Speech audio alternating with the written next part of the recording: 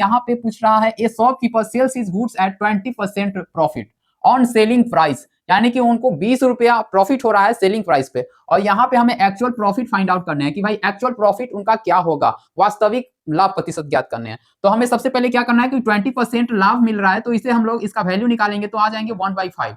ठीक है, 1/5 का डिफरेंस क्या हो जाएगा, 4 हो जाएंगे। अब हमने 1/5 कैसे निकाल लिया, तो 20% का 20% दिया हुआ है ना, 20% का वैल्यू निकालने के लिए 20 में 100 से डिवाइड करेंगे। ठीक है, तो यहाँ आ जाएंगे 20, 1/5 आ जाएंगे। ठीक है, तो हमने यहाँ पे डिफरेंस निकाल लिया है कि 1/5 का क्या हो जाएगा, 4 हो जाएंगे। अब देखो भाई 4 रुपया का सामान वो 5 रुपया में बेच रहा है, तो उसे 1 रुपया प्रॉफिट हो रहा है। 4 रुपया का सामान है, ठीक है, ये कॉस्ट प्राइस हो गया। कॉस्ट प्राइस कितना है, 4 रुपया का, और 4 रुपया के सामान को वो 5 रुपया में बेच रहा है, तो ये हमारा सेलिंग प्राइस हो गया। और 5 रुपया में वो बेच रहा है, तो 1 रुपया उसे प्रॉफिट हो रहा है, 1 रुपया क्या हो रहा है, उसे लाभ हो रहा है। तो अब हम लोग क्या करेंगे, हमने बेस किसको माना है, सीपी को माना बेस। ठीक है, 1/4 का परसेंटेज में क्या हो जाएगा, 100 से यहाँ पे मल्टीप्लाई करेंगे। अब हमसे लाभ प्रतिशत पूछ रहा है, तो भाई 25 चौका 100, ठीक है, 25, ठीक है, 25% आ गया हमारे पास। ये हमारे option number C correct answer है। 25% उसे क्या हो रहा है, एक्चुअल प्रॉफिट हो रहे हैं। तो इस तरीके से हम लोग क्या करेंगे, ऐसे पैटर्न पे काफी क्वेश्चन मिलेगा, इस पैटर्न पे जितने भी क्वेश्चन होंगे उसे हम लोग इसी तरीके से फाइंड आउट करेंगे। नाउ नेक्स्ट क्वेश्चन हम लोग देखते हैं, ये क्वेश्चन आप सभी के लिए, ठीक है, इस क्वेश्चन को हम सभी को करना है।